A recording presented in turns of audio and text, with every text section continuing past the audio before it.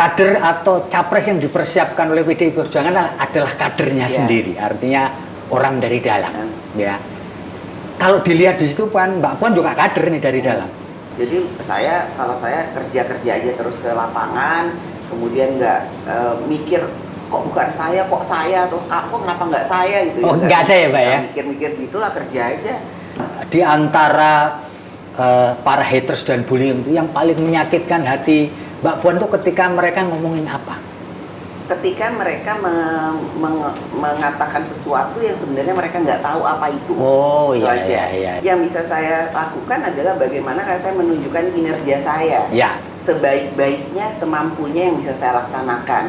Kalau kemudian ada yang bandingin bahwa ya tapi kan Puan nggak mungkin jadi Bung Karno, ya nggak mungkin. Dan Puan juga nggak mungkin jadi Ibu Megawati, ya nggak mungkin. Puan ya Puan, gitu kan. Iya.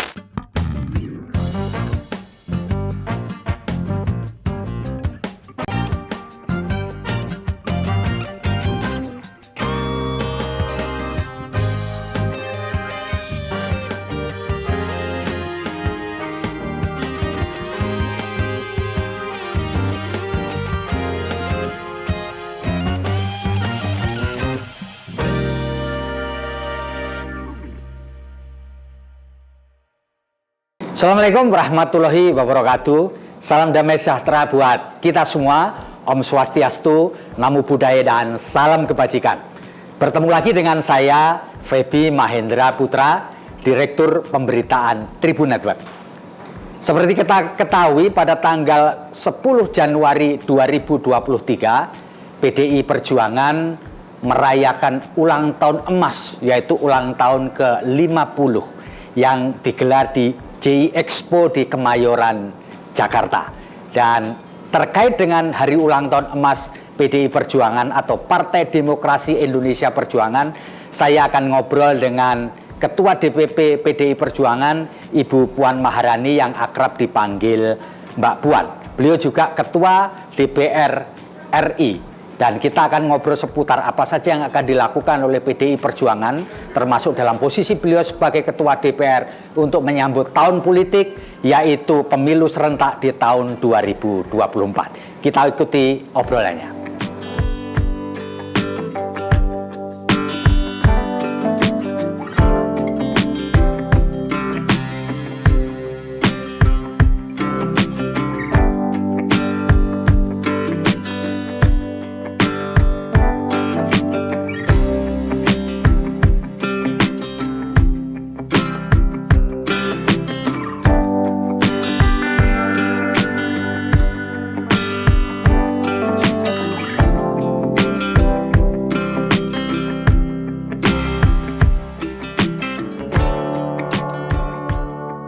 Baik, kita sekarang sudah bersama dengan Ketua DPR Republik Indonesia, Ibu Puan Maharani.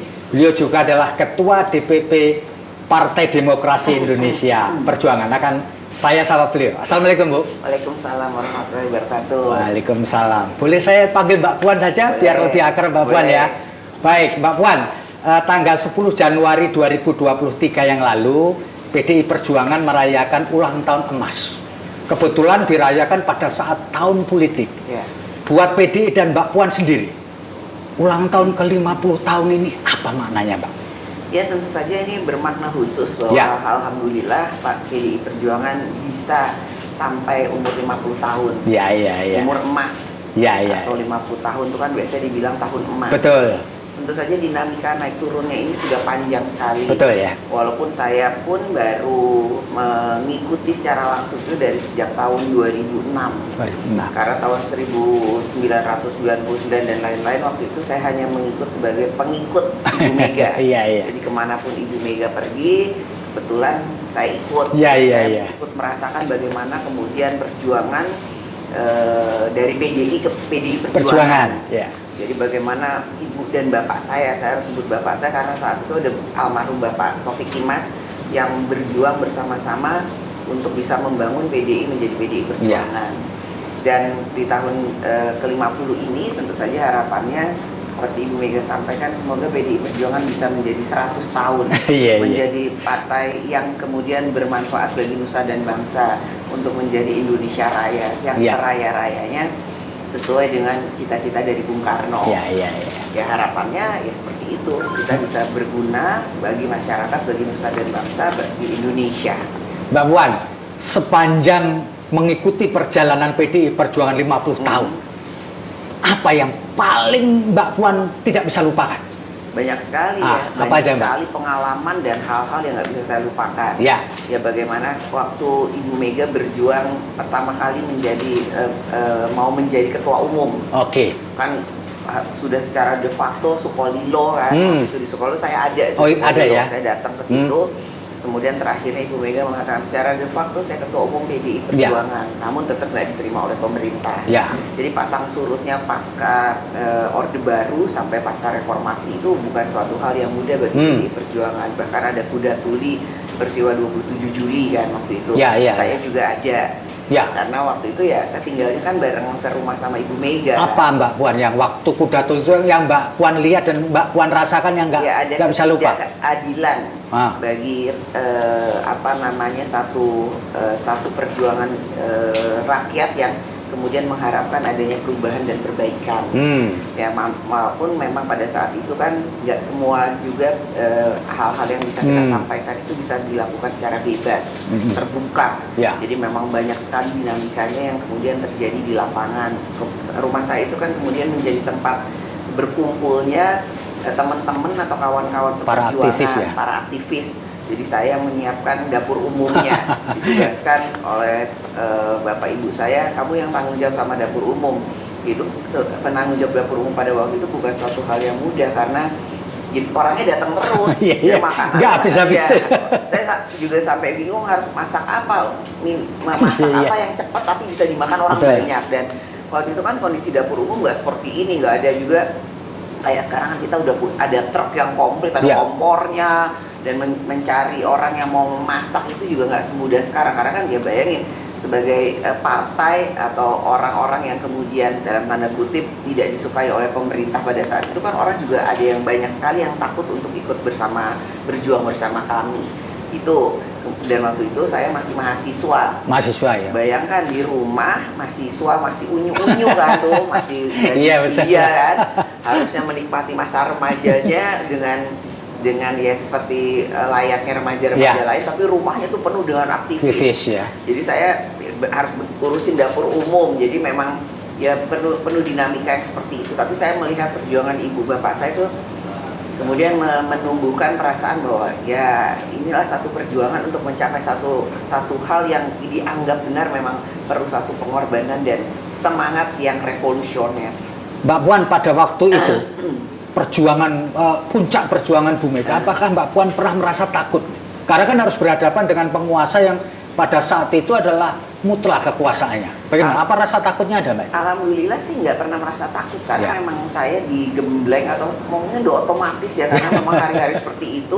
Jadi saya melihat semuanya semangat, ibu saya semangat, bapak saya semangat, orang-orang sekitar saya semangat. Jadi nggak ada perasaan takut karena saya merasa bersama dengan orang-orang yang punya pemikiran dan visi dan cita-cita yang sama. Hanya ya ketidaknormalan mungkin ya, ketidaknormalan yang harus saya hadapi berhari-hari, minggu-minggu, berbulan-bulan yang mungkin itu merasa aduh kok gini, tapi ya itulah satu perjuangan yang sekarang setelah saya dewasa, setelah saya sekarang mendapatkan kesempatan amanah seperti ini, saya baru menyadari bahwa itu ada pelajaran yang sangat berharga. Yang luar biasa ya, Mbak Puan. PDI Perjuangan punya moto hat-trick, artinya ingin kembali memenangi kontestasi pada pemilu 2024. Menurut Mbak Puan, apa sih yang perlu dilakukan, yang paling strategis dilakukan oleh PDI Perjuangan terutama untuk rakyat supaya dia kembali diterima oleh rakyat? Ya, yang pertama pemimpin tanpa rakyat bukan siapa-siapa. Itu juga partai politik. Makanya sesuai dengan arahan Ibu Ketua Umum di setiap arahannya, seperti juga kemarin alhamdulillah tanggal 10 Januari Ibu Ketua Umum selalu mengatakan turun ke bawah, bertemu dengan rakyat, bersentuhan dengan rakyat, tampung dan dengar apa yang diinginkan oleh rakyat. Itu kata kuncinya ya. Kemudian yang kedua adalah solid, mengkonsolidasikan seluruh 3 pilar partai untuk turun ke bawah dan ikut apa yang menjadi arahan dari ketua umum. Ya. Karena soliditas itu saya sudah merasakan sangat penting untuk bisa menjalankan semua program kerakyatan itu secara bergotong royong. Nggak mungkin kita bisa kerja sendiri-sendiri. Kita harus gotong royong. Jadi soliditas, gotong royong, turun ke bawah dan tentu saja mengikuti instruksi satu rampak barisan sesuai dengan arahan ketua umum atau partai. Mbak Puan sepanjang turun ke bawah sesuai perintah Ibu Ketua, apa yang Mbak Puan temui? Turun ke bawah ketemu rakyat yang paling rendah sekali. Ya. Apa aja Mbak? Bisa cerita nggak di antara yang pengalaman Mbak Puan turun? Kemudian saya sempat tercengang, surprise dan setelah itu saya tertawa terbahak-bahak begitu seorang ibu kemarin di Medan waktu saya datang ke sana tiba-tiba saya kan mengatakan siapa yang mau bicara dengan saya untuk menyampaikan aspirasinya. Tiba-tiba ada nenek-nenek datang ke depan dan mengatakan dengan bahasa logat Medannya atau karena orang Batak kan, Puan, ternyata kau ini perempuan punya otak. Saya pikir dia mau menyampaikan apa? Apa ya? Saya baru tahu ada perempuan bisa sepintar kau ini gitu. Ya tentu saya ketawa. Saya tanya, jadi ibu maunya apa? Saya tidak mau apa-apa, saya cuma mau bicara seperti itu aja karena tidak pernah ada perempuan sepintar kau. Gitu. Saya seperti itu. Banyak sekali, bahkan tiba-tiba ada ibu-ibu datang ke saya nangis-nangis. Terus kenapa ibu nangis? Karena ketemu Mbak Puan.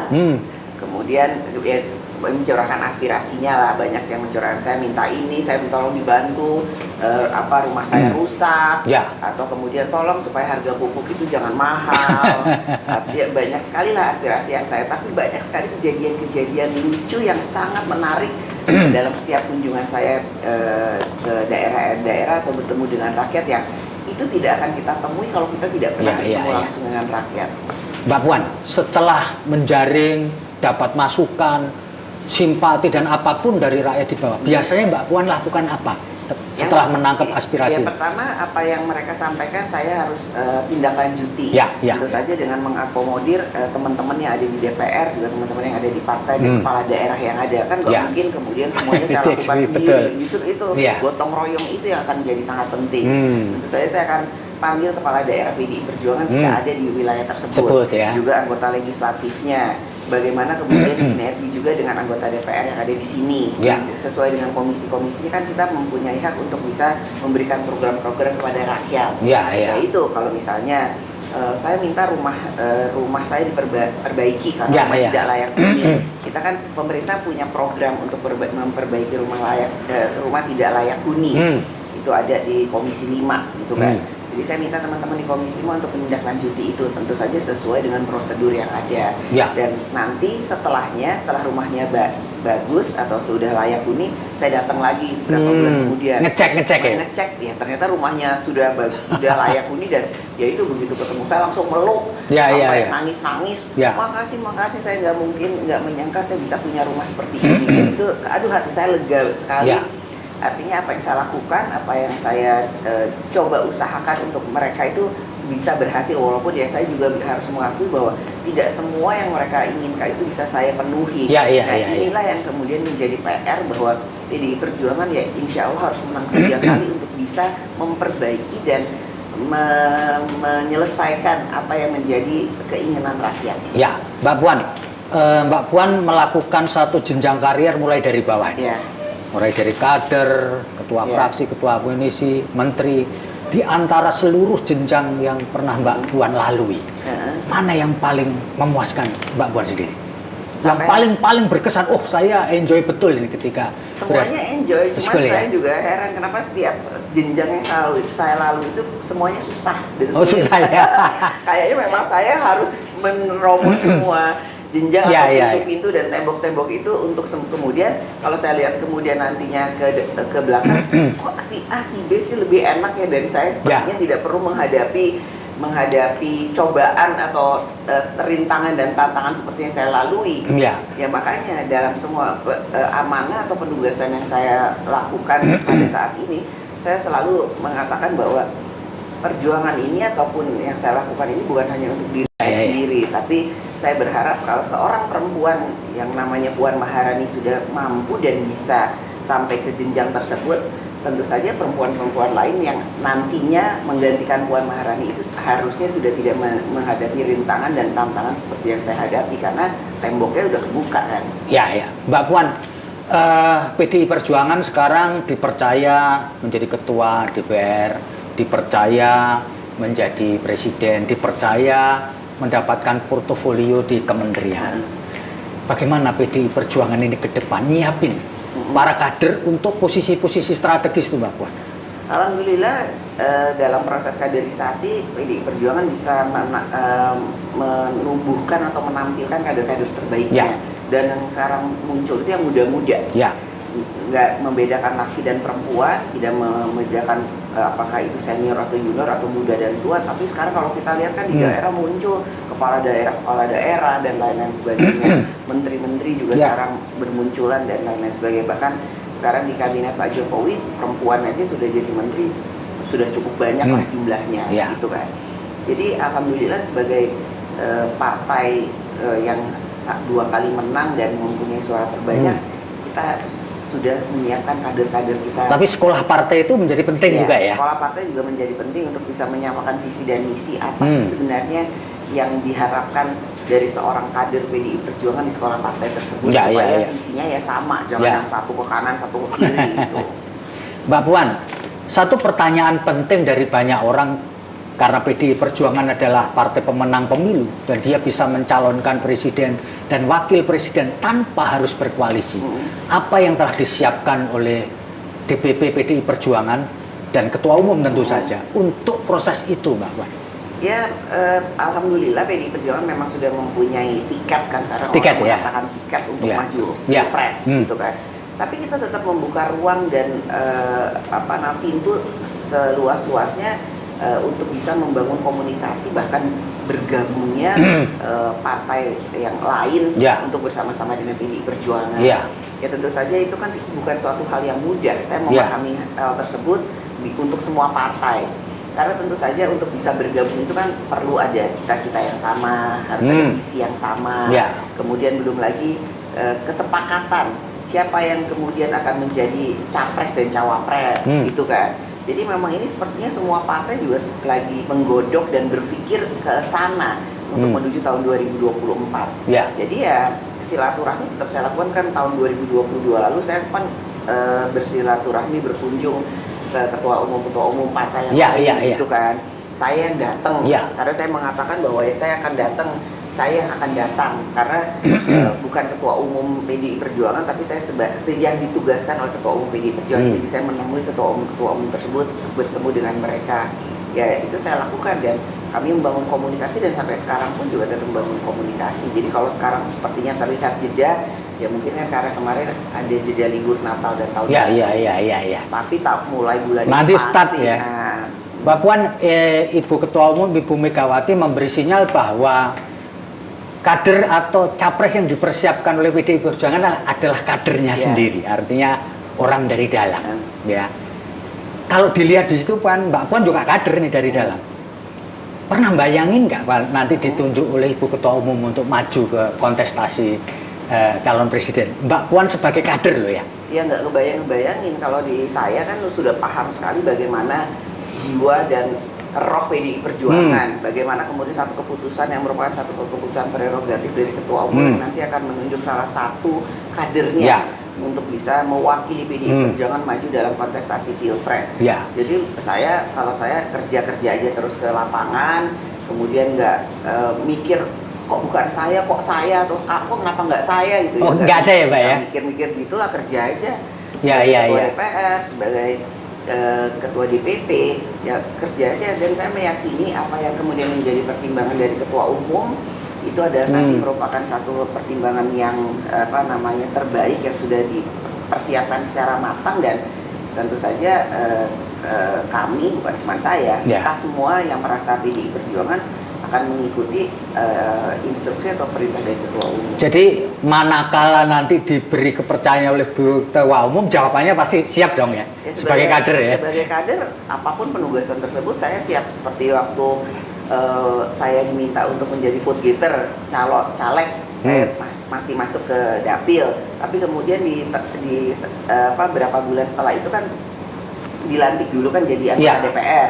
Tapi kemudian 1 bulan kemudian Ibu Ketua Umum bilang kamu masuk aja ke kabinet jadi Menko. Oh itu ya. Ya udah pindah, padahal kan kalau dipikir wah saya sudah berjuang di dapil saya untuk mendapatkan kursi dan suara kan. Jadi yang dapat calon yang di bawah saya menggantikan saya karena saya ditugaskan untuk di kabinet. Itu pun saya kalau kemudian pada waktu itu saya berpikir, ya kalau cuma mau ditugasin ke kabinet ya nggak usah masuk ke dapil, nggak usah kampanye gitu kan. Nggak usah susah-susah ya. Tapi kan ya enggak, kamu jadi vote getter, masuk Jawa Tengah, balik lagi ke dapil. Oh ya sudah, setelah Pak Jokowi dilantik, kamu yang mewakili PDI Perjuangan jadi Menko. Ya udah, saya pindah. Perintah ya Mbak ya. Mbak, sekarang begini, ini agak geser sedikit ke DPR Mbak sebagai ketua. Berdasarkan banyak survei itu lembaga yang kepercayaan publiknya paling rendah ini DPR. Menurut Mbak Puan gimana ini supaya kita bisa DPR ini bagi masyarakat kepercayaannya bisa naik ini Pak? Setelah saya kemudian dipercaya atau mendapatkan amanah untuk menjadi ketua DPR, saya kemudian berusaha untuk membangun DPR ini menjadi DPR yang terbuka. Bisa menerima aspirasi rakyat, tapi tentu saja dengan cara waktu itu kan beberapa bulan kemudian setelah saya dilantik menjadi ketua DPR kan COVID, masuk pandemi COVID. Jadi kita cuma bisa Zoom. Ya, kemudian di Zoom pun saya membuka DPR untuk bisa dilihat oleh publik. Jadi bisa kalau lagi dalam pembahasannya itu saya minta supaya publik bisa memberikan masukannya, apa saja yang kemudian bisa diterima, tidak bisa diterima. Tentu saja kan kita juga namanya masuk ke rumah itu di mana-mana kan ada aturan, yang nggak bisa masuk nyelonong aja, ya kan. Misalnya harus tulis surat, minta izin, nggak bisa terus teriak-teriak aja di depan sana, misalnya gitu. Terus tapi maksa masuk ya nggak bisa. Jadi saya membuka DPR untuk terbuka untuk publik atau rakyat, tapi dengan aturan, gitu kan. Nah, setelah kemudian sekarang pandemi COVID sudah berkurang atau kemudian kita apalagi ke depan ini sudah mulai aturan PPKM itu dibuka kan, bisa berkumpul. Kemarin aja dalam pembahasan undang-undang bahkan saya membuka satu ruangan untuk masyarakat atau perwakilan dari masyarakat itu ikut mengikuti jalannya pembahasan dari setiap undang-undang. Jadi mereka itu baru tahu, saya baru tahu ternyata membahas undang-undang itu nggak segampang itu. Rumitnya ada bukan main ya. Kontra, melibatkan 9 fraksi, bahkan anggota DPR. Jadi kadang-kadang anggota DPR itu kan punya hak untuk bicara. Walaupun itu berasal dari satu fraksi, belum tentu semuanya itu menyatakan hal yang sama. Kecuali nanti kalau kemudian fraksinya itu menyatakan bahwa menyetujui satu hal baru semuanya setuju, tapi anggota DPR-nya kan punya hak untuk bicara dahulu. Oh jadi begitu ya, makanya bukannya kalau membahas undang-undang itu hari ini akan dibahas, besok tuh harus selesai. Itu perlu proses yang panjang. Jadi kenapa kemudian saya membuka diri supaya masyarakat juga paham. Bahkan saya sekarang meminta ada mahasiswa ikut program Merdeka Belajar ya. Jadi masuk ke sini supaya mereka juga lihat teman-teman mahasiswa ini, adik-adik mahasiswa ini gimana sih rapat paripurna, gimana sih rapat di komisi, gimana sih pembahasannya, apakah kemudian kalau mereka teriak-teriak di depan gitu kan menyampaikan aspirasinya itu nggak kita dengar, tapi nggak mungkin hari itu selesai karena ada mekanisme dan hal-hal yang kita lakukan. Kemudian semua kebijakan ada di sini. Saya juga baru memahami bahwa kebijakan semua apa yang akan dilakukan oleh pemerintah itu harus disetujui oleh DPR atau dibahas bersama-sama dengan DPR. Kalau kemudian di masa lalu dianggap bahwa DPR itu tidak bekerja dan lain-lain sebagainya, itu persepsi itu yang kemudian kami ini di DPR ingin merubah hal tersebut. Cuma tentu saja merubah sesuatu hal itu kan perlu masa transisi, nggak bisa saya mau rubah 1 tahun selesai, 2 tahun selesai gitu kan.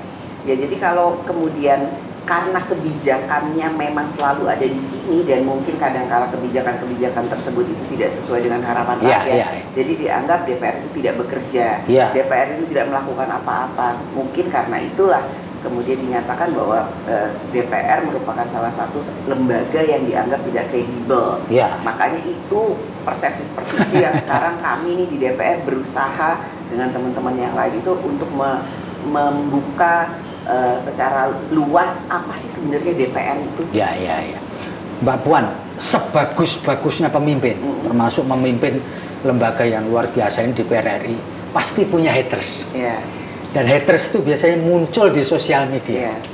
Sebagai pemimpin, ketua DPR, apa Mbak Puan sering mengikuti haters itu yang kemudian melakukan bullying kepada Mbak Puan di sosial media, Mbak? Ya kadang-kadang saya suka baca juga, atau kemudian ada yang menyampaikan katanya Mbak ini gini, Mbak gini.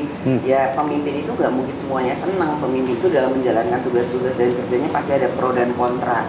Buat saya, ya selama saya merasa saya melakukan hal yang sudah terbaik yang bisa saya lakukan, ya saya tetap aja jalan terus.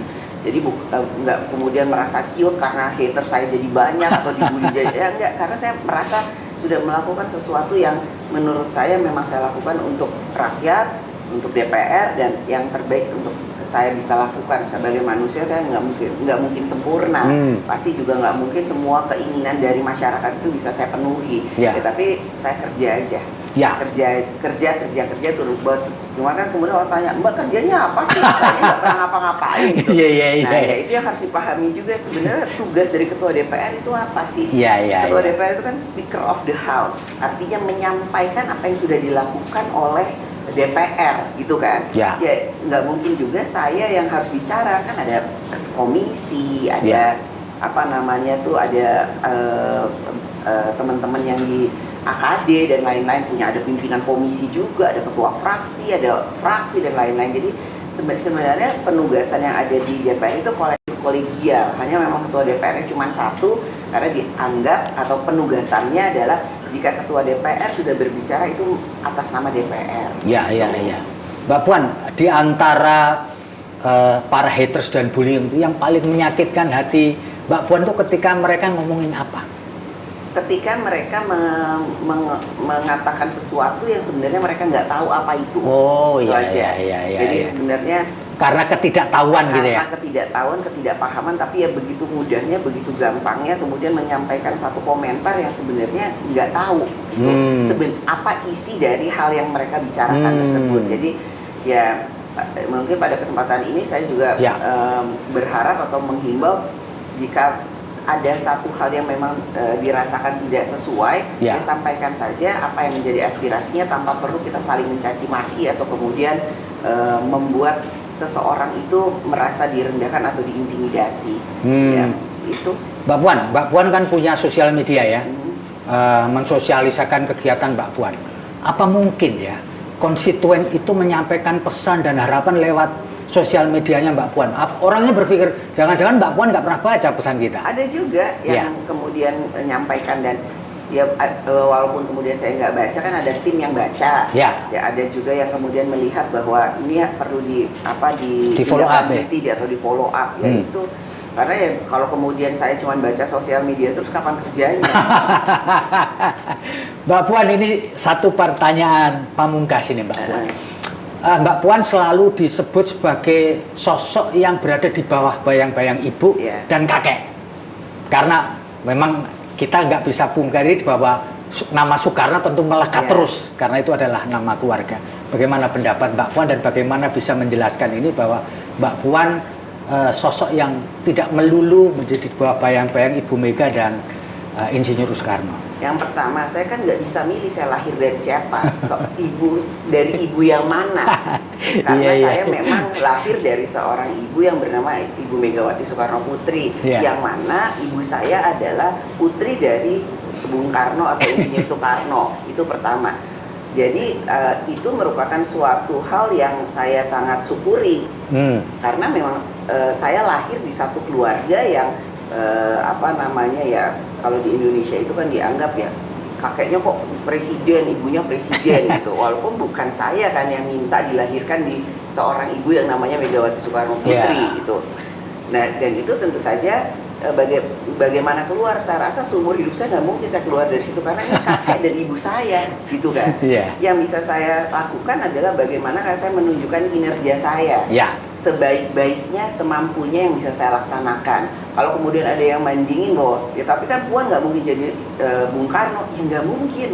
Dan Puan juga nggak mungkin jadi Ibu Megawati, ya nggak mungkin. Puan ya Puan, gitu kan. Bahwa kemudian orang selalu melihat bayang-bayang itu ada di belakang saya atau di depan saya, ya nggak bisa. Tetap aja ibu saya, Ibu Megawati Soekarno Putri, dan kakek saya Bung Karno, Insinyur Soekarno. Jadi ya itu justru itu nama besar tersebut yang sebenarnya saya sangat bangga bahwa saya menjadi bagian dari keluarga ini. Iya, baik Tribuners. Itulah ngobrol kita dengan Ketua DPR Republik Indonesia, Ibu Puan Maharani atau akrab dipanggil Mbak Puan. Beliau juga sekali lagi saya sebutkan sebagai Ketua DPP Partai Demokrasi Indonesia Perjuangan. Saya terima kasih Mbak Puan telah menempatkan waktu untuk ngobrol dengan kami. Dan kita nanti akan bertemu lagi dengan wawancara dengan tokoh yang lainnya. Saya Fethi Mahendra Putra, Direktur Pemberitaan Tribun Network, pamit undur diri. Assalamualaikum warahmatullahi wabarakatuh. Salam damai sejahtera buat kita semua. Salam, Om Santi Santi Om, Namo Buddhaya, dan salam kebajikan, serta jangan lupa tetap bahagia.